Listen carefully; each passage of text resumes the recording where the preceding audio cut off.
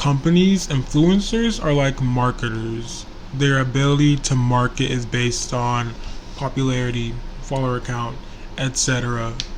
In some ways, I guess you could say they're kind of products themselves. They have to market themselves to the companies to market the products. And that's all based on relevance now. Back in my day, which is like 2016, they were still hiring ghostwriters to sell poorly written biographies or make diss tracks, which is like the height of YouTube in my opinion. But now, they just like beat the shit out of each other.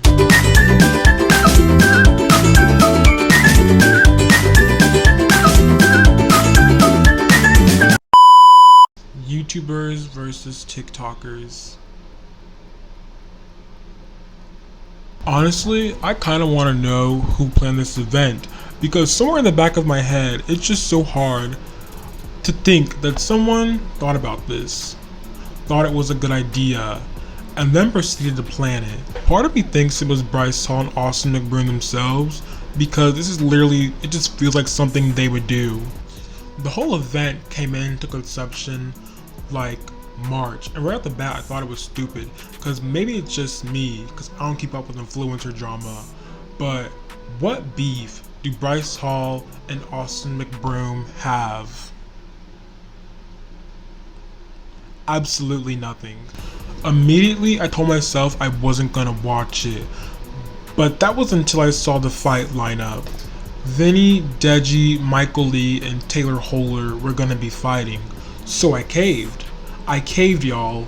I'm not a boxing fan, but it feels like it's one thing to have people beat each other up for money, and that it's a whole different world, planet, and universe to have famous people who have no business being in a ring beating each other up for money.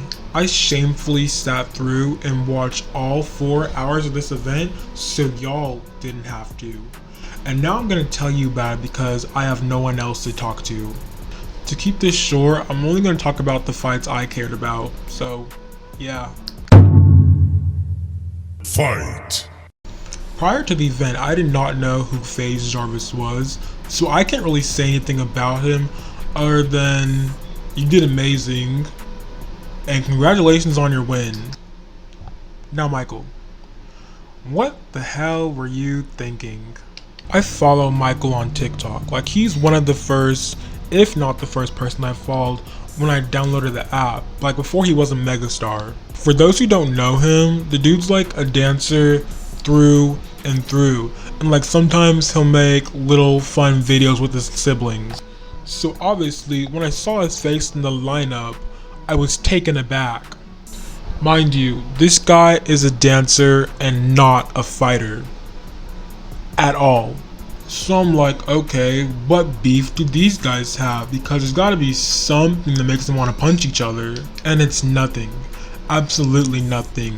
Like, I don't know about y'all, but I like a little backstory to my fights. I feel like it spices up the action. So I'm like, whatever, you just gotta see it through. But the one thing on my mind is, how was this guy going to win? Again, he is not a fighter, no experience in the ring whatsoever. Like, you could see him gaining muscle, so it gets me thinking, this guy's totally gonna win. He has the fight in the bag. Then the actual fight came, and oh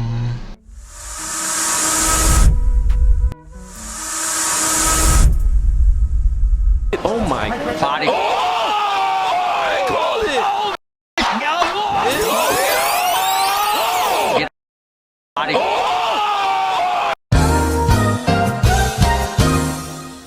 I was fooled. We all were fooled. To put it bluntly, throughout the entire match, FaZe Jarvis basically kicked his ass. And he was the first knockout of the night. And by that I mean he got knocked out. Jokes aside, he probably tried his best, and that's all that matters. It's all that ever matters.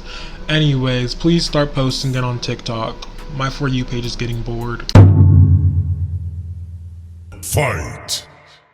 Again, I know absolutely nothing about the YouTuber here, so I'm just gonna talk about the TikToker. Taylor is similar to Michael in the sense that he's known for being a dancer, not a fighter.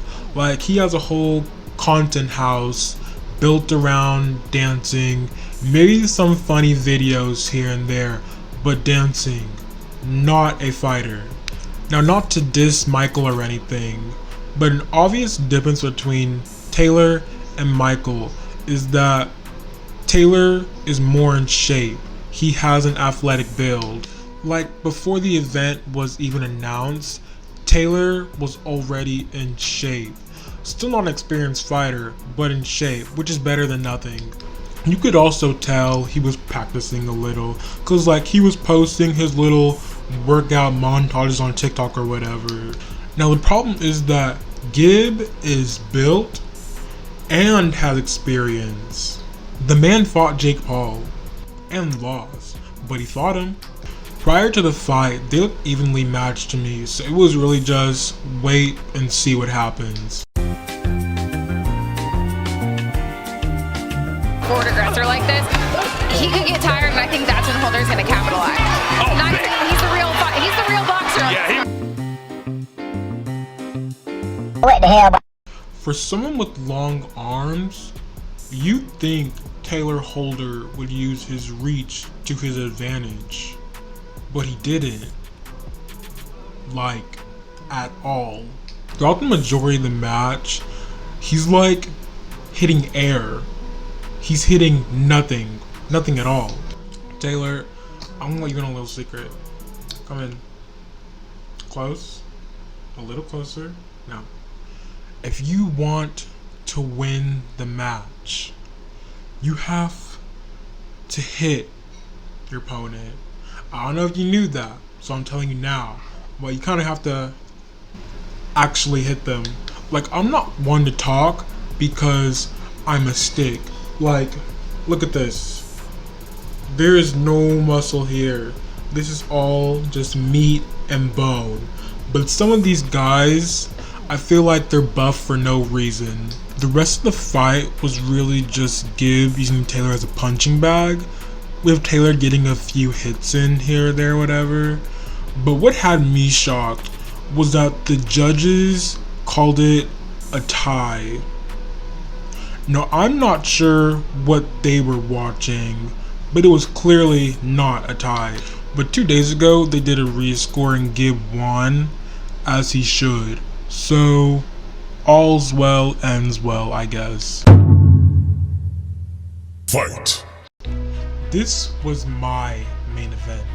Like, even though you had Bryce Hall and Austin McBroom, this was the fight I was waiting for.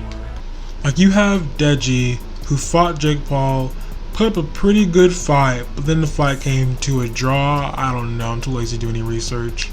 Me being biased, I was obviously rooting for Deji to win. Like, I felt like he was gonna win, he had experience, and he's likely in shape, right? Like, I don't know about y'all, but I could be on the winning team. Plus, like, black solidarity or whatever. Then the weigh-in happened.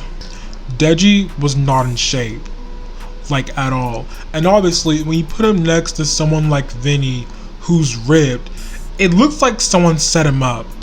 But I just want to know, what was he doing in the months prior? Because it definitely wasn't training. So I'm looking for some reassurance in the comments, and you have some comments saying, just because he has a six-pack does not mean he's going to win. And me being a bandwagoner, I believed them. Then the fight came.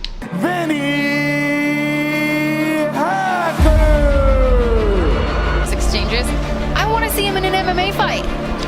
It seems like they want a hold of each other. a couple in that reap. And Hacker towards the end of that round did land a couple. So, Deji, why did you allow yourself to be beaten by a white man 2 weeks before Juneteenth? Honestly, compared to the other fights, this one was the most entertaining. Like, you actually didn't know who would win, and it didn't feel one-sided. In the beginning, Deji's getting lots of hits in, and Vinny's dodging decently well, but still getting beaten up pretty badly. However, I feel like it was after the second round where it really became a battle of endurance, which I have to say, Vinny won. Like after the second round, you could just see Deji physically tiring out, which I guess you could say Vinny just used his advantage. However, I think the best part is towards the end, even though Vinny won, he wasn't a douche about it. And at the end of the match, when Deji kind of looked disappointed in himself, Vinny kind of comforted him, which was nice. But before I move on to the next match, Vinny, the pain music. No, but seriously, if he didn't win after using Pain's theme, that would just be embarrassing. And you just know the Naruto fans would never let that up. Fatality. If the event itself is the circus, then Austin and Bryce are like that one abomination you put in a cage so everyone can laugh at it and see how dumb it is. Like, I can't even call this one a fight, because for me to call it a fight implies that both sides offered equal resistance. Honestly, I feel like the better word is massacre. Austin comes out looking like DJ Lance, and Bryce is Bryce. They both look hyped up. You're expecting a decent match, right? And Bryce gets knocked the hell out. I mean almost immediately, because Austin beat the shit out of him. Dream was to play in the NBA. Oh, the way I thought. He's usually like, What makes the whole thing embarrassing isn't the fact that Bryce get knocked out. It's the fact that out of both of them, he was the one talking the most shit. And to be put down that easily is honestly disrespectful. But I doubt he cares. He still made 5 million. I dislike both of them, but it was nice seeing Bryce Hall get humbled. Now we just need somebody to do the same to Austin. But hey, it's not my beef. That was funnier in my head. I didn't pay to watch because I use other methods. So even if it sucked, I would have lost nothing but time. But if I had to be honest, it was a decently fun watch. Like many times, I actually found myself screaming at the screen or getting hyped. However, my only complaint was the false advertisement, because many times throughout the fight, they claimed it was the battle of social media giants. If that's the case, where were these two? I mean, obviously they care about follower count since it was literally listed as a stat, and these two have over 100 million on their platforms. Personally, I think Charlie would win. She would body slam PewDiePie and then proceed to renegade. Anyways, would you guys embarrass yourselves for 5 million in front of millions? Personally, I don't think I would. My self-esteem would just like plummet. Getting beat up hurts, like bad. But make your cases in the comments. Don't forget to comment, like, share, and subscribe. Until then, we Team Bryce out here. Even paparazzi Team Bryce, on God. Count 7. I'm good.